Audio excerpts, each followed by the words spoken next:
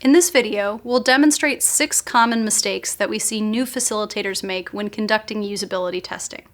That way you can avoid them in your own studies. I'll play the facilitator. And I'll be the participant. Alright, so I'm on this page. It says, why water? Oh, look at those little people. That's so cute. I like that. Okay, What are you thinking? I'm just reading this. While it's a good idea to prompt participants if they forget to think out loud during testing, you can wait a few seconds before intervening. Sometimes a participant is reading something or trying to decide how to articulate their thoughts. Wait a few seconds to see what happens before jumping in. Okay, I'm gonna go to our work. Maybe it's there. No, I'm still not finding this. I feel like I've looked everywhere. I have no idea where this is. Am I even doing this right? While it's important that we don't speak up too soon and help the participant when they first start to struggle, we also don't want to ignore them if they continue to be stuck or if they become increasingly distressed. If we've learnt what we need to learn, it's okay to jump in and either ask a question or wrap up the task in a positive way. Let's have a look at a better way to handle this. Okay, I guess I'll look and get involved and see if it's there. Okay, I'm still not seeing it. I feel like I've looked everywhere and I still can't find this. Am I doing this right? That's okay. What would you do if I wasn't here and you were doing this at home on your own? I think I just go to Google.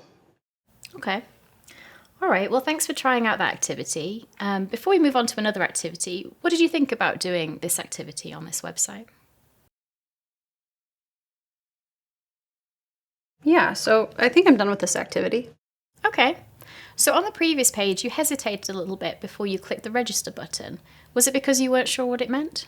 It's important to make sure you don't accidentally let your assumptions or hypotheses influence how you ask follow-up questions. Leading follow-up questions prime your participants on how they should respond, essentially putting words in their mouths.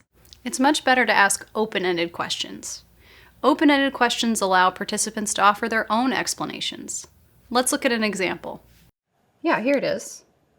Okay, so I think I found it. I think I'm done with this one. Okay. On the previous page, I noticed you hesitated a little bit before you clicked the register button. Can you tell me what you were thinking?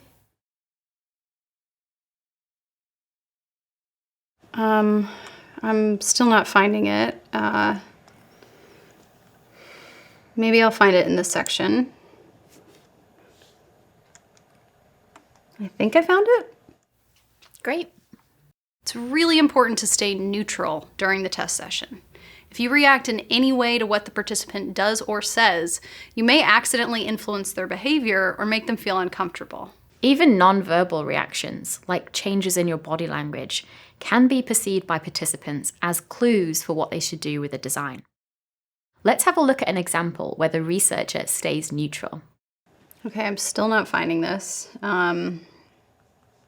Maybe I'll find it in this section.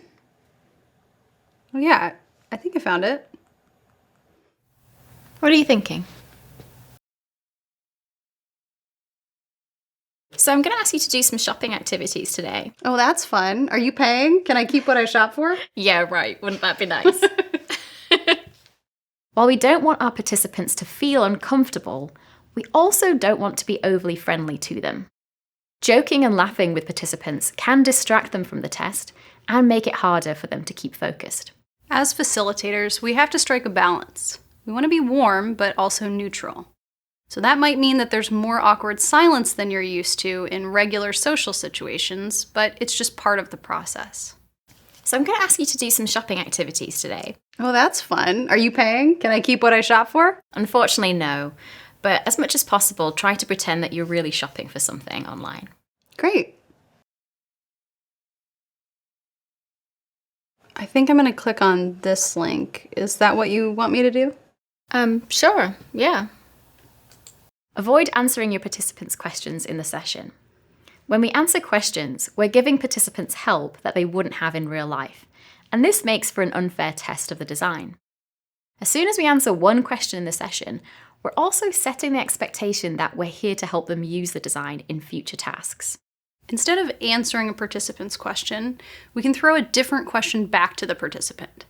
This technique helps to redirect the participant's attention to the design that they're using, and sometimes this helps us to gather more insights.